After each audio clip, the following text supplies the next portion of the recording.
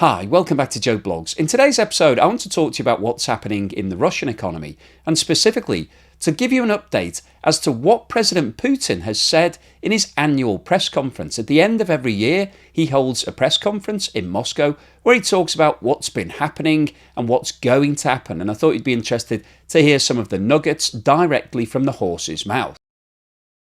With regards to the Russian economy, he said, "In Russia, the situation is normal, stable. We are developing despite everything, despite external threats and attempts to influence us. Of course, inflation is an alarming signal.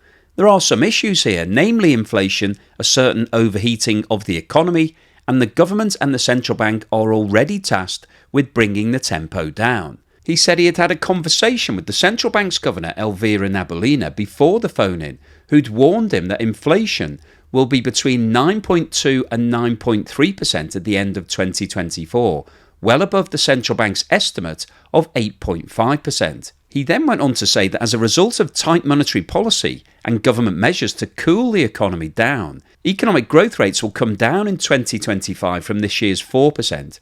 "I think the growth rate next year will be somewhere around 2 to 2.5%, a sort of soft landing in order to maintain macroeconomic indicators.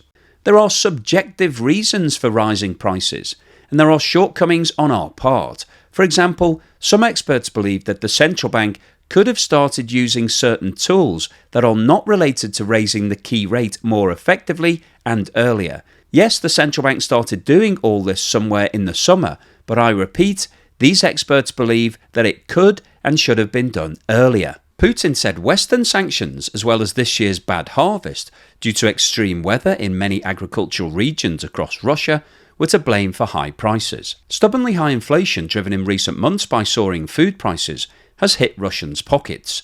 Latest inflation data shows prices for tomatoes rising by 4.1% and prices for cucumbers by 10% during 1 week in December. With regards to the war in Ukraine, President Putin said that Russian forces were moving towards achieving their primary goals on the battlefield and were taking control of significant territory every day. He said, "Our fighters are reclaiming territory by the square kilometre every day. The fighting is difficult, so it is difficult and pointless to guess what lies ahead, but we are moving towards solving our primary tasks, which we outlined at the beginning of the special military operation." And in terms of the issue of negotiating with Ukraine, he said, "We have always said that we are ready for negotiations and compromises. It's just that the other side, both literally and figuratively, refuse to negotiate. Soon, those Ukrainians who want to fight will run out, in my opinion. Soon, there will be no one left who wants to fight.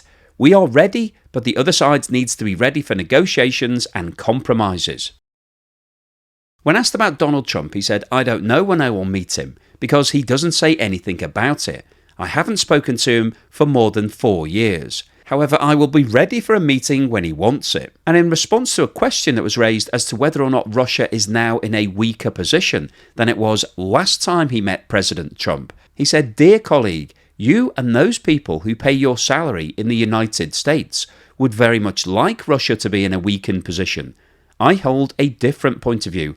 I believe that Russia has become much stronger over the past 2 to 3 years. And he went on to suggest that a missile duel with the United States would show how Russia's new Oreshnik hypersonic ballistic missile could defeat any US missile defense system. Addressing Western skepticism about the missile, Putin suggested that both sides select a designated target to be protected by US missiles.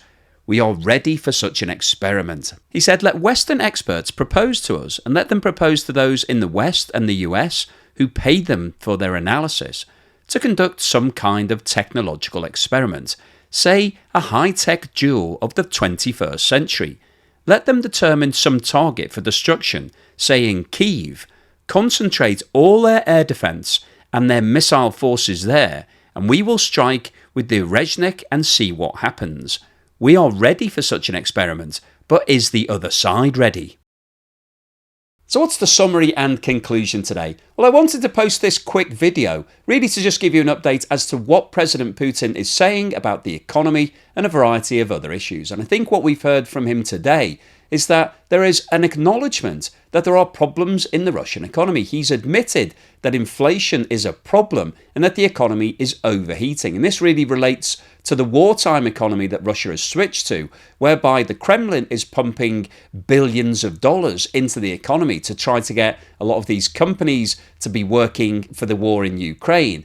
But that is causing its own problems. It's driving up wages, which is driving up spending, which is driving up prices. And also at the same time, we've seen a fall in the value of the ruble, which means that all imports that Russia is bringing into the country are becoming relatively more expensive. So President Putin has acknowledged these issues and problems. And I think it's interesting that he's pointed the finger at the central bank, saying that other things could have been done earlier rather than just increasing interest rates. So it'll be interesting to see whether or not the Russian central bank increases interest rates again on the 20th of December. At the time of making this video, interest rates were at 21%. There is a lot of speculation in the press that it might go up to 23% on the 20th of December. We'll have to wait and see whether or not that happens.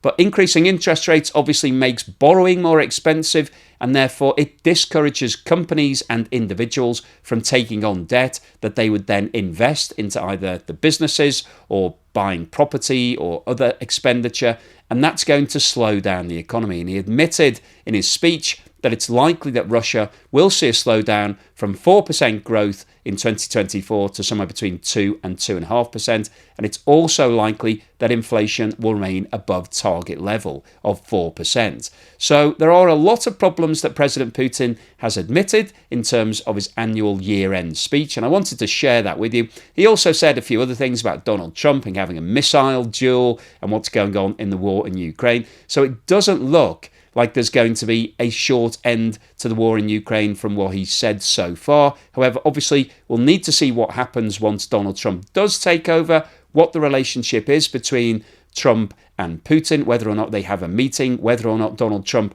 can deliver on his promise to bring that war to a rapid end. We'll have to wait and see what that deal looks like and whether or not Russia's interested and if the rest of the West is on board for what Donald Trump is proposing. But the overall summary of today's video is that President Putin at his annual press conference has admitted that there are problems in the Russian economy. He believes that Russia will be able to turn things around, but we'll have to wait and see what happens in 2025. So hopefully you've enjoyed today's video, you found it useful, informative and thought-provoking. If you've liked what I've said, then please give me a thumbs up. Thank you for watching this video all the way through to the end, and here's something to put a smile on your face.